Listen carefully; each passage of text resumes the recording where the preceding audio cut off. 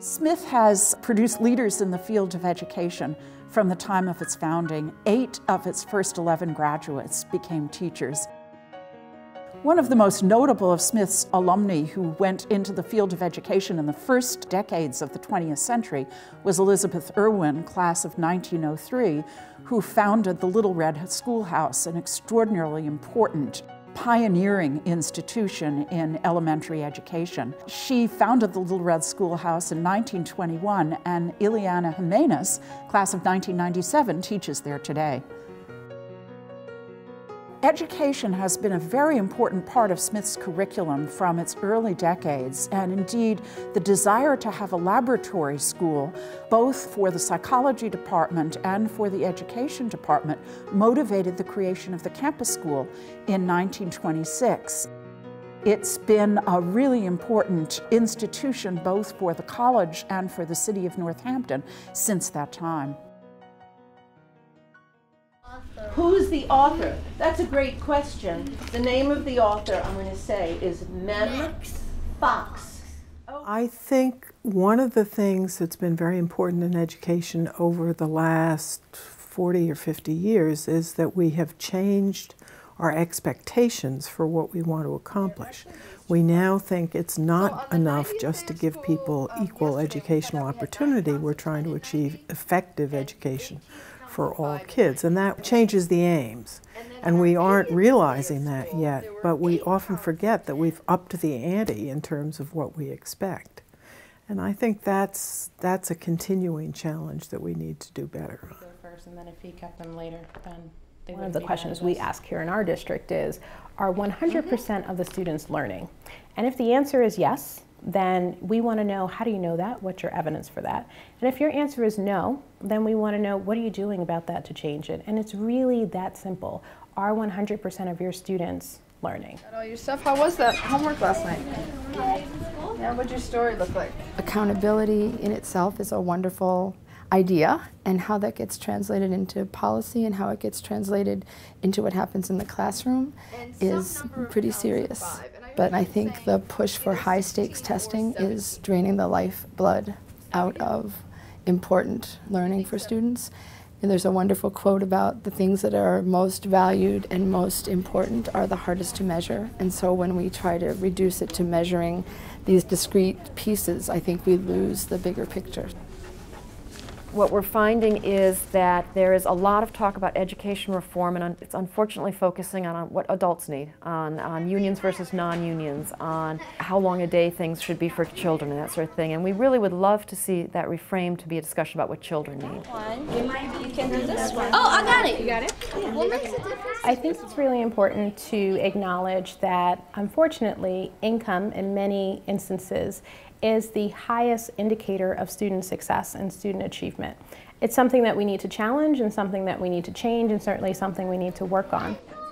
What we see are children from low-income backgrounds tend to start in the kindergarten years way behind, sometimes as much as 18 months behind their 5-year-old peers, and so you can imagine that's a complicated issue to be able to address even when they're very, very little. We haven't fundamentally changed our educational system, even though the demands for education and the variety of people we're trying to educate have changed. We still tend to expect the school to do everything, and we are not using the media well enough, I don't think. I mean, I think a public education system ought to be public schools, public libraries, public television, public radio, a whole bunch of different services, and we haven't done that.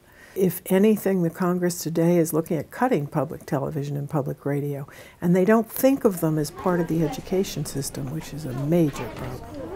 We can revise or tweak what we're doing, but in other ways we're really going to have to revolutionize and modernize what we're doing. And I don't think that it's possible to sort of say that you can go inch by inch, particularly thinking about us in a global world, and thinking about all of the information that's coming out in terms of results internationally.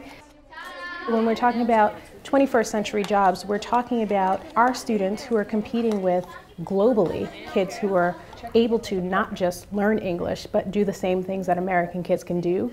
And when our national and international scores do not look and are not sort of falling within the top 10, It's certainly something that we need to revolutionize. 7 and 3. No, not 3. That's not. Right. 12. Do we have 7? Yes, 7. I believe field of education is an art form. And just like any other artist, a teacher is creating something out of seemingly nothing.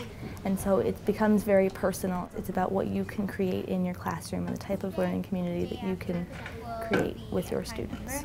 Because if you look on 88, that's a big number. Teaching to me is one of the most extraordinary gifts for the teacher. You have the privilege of sharing something that's very precious to you, the knowledge of a subject you love, which for me is English literature, sharing it, giving it to someone else. So that combination of a human relationship together with being able to give something that you really love to someone else is an extraordinary joy. What I would love for Smith alums to think about with education is that the teachers in the classrooms where their children are or who are in their communities are aching with care to do the right thing for children. I think supporting them, supporting education in the communities, getting involved and really helping find the support that allows really good, caring teachers to make progress and become the professionals that they can be. If you're coming into the field of education today, I would ask you to aspire and to really think really great, innovative ways of how we can educate young people.